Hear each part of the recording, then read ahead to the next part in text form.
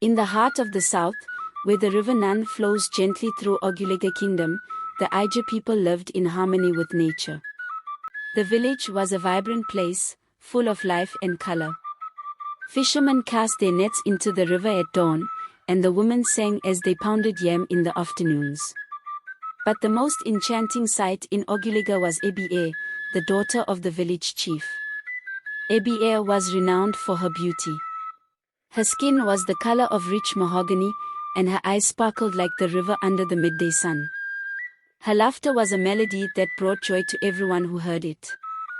She moved with the grace of a gazelle, and when she spoke, her voice was as soft and soothing as the evening breeze that blew across the village. It was said that the gods themselves had taken extra care when creating her. Every young man in Ogulega dreamt of winning Ebiere's heart, but none dared approach her. Not only was she the chief's daughter, but she was also fiercely independent, known for her wisdom and strength. She spent her days helping the women in the village, tending to the elders, and teaching the children. She had little interest in suitors, for her heart was set on something greater.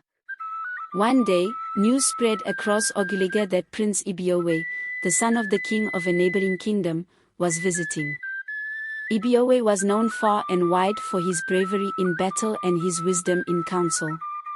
He was tall and strong, with the pride of a lion and the gentleness of a dove. The villagers whispered excitedly, wondering what had brought the prince to their village. The day Ebiowei arrived, the village was abuzz with activity. The women lined the streets, eager to catch a glimpse of the handsome prince. The men stood in awe as he rode through the village on his black stallion. Ebiere watched from a distance, curious but not impressed by the stories she had heard. To her, Ebiowei was just another man. That evening, the village held a grand feast in honor of the prince. There was music, dancing, and laughter. Ebiere, as always, was the center of attention. As she danced, her movements were so fluid and enchanting that even the stars seemed to shine brighter in her presence. Ebiowei watched her from across the courtyard, captivated by her beauty and grace. When the dance ended, he approached her, bowing slightly as he introduced himself. "Ebiere," he said, his voice deep and respectful, "your beauty is renowned, but I see now that it pales in comparison to your spirit." Ebiere smiled, a small, knowing smile. "And you, Prince Ebiowei, are known for your bravery. But I wonder, do you have the courage to see beyond the surface?" Intrigued by her words, Ebiowei spent the rest of the evening talking with Ebiere. They spoke of the land, the people, and the challenges that lay ahead for their kingdoms.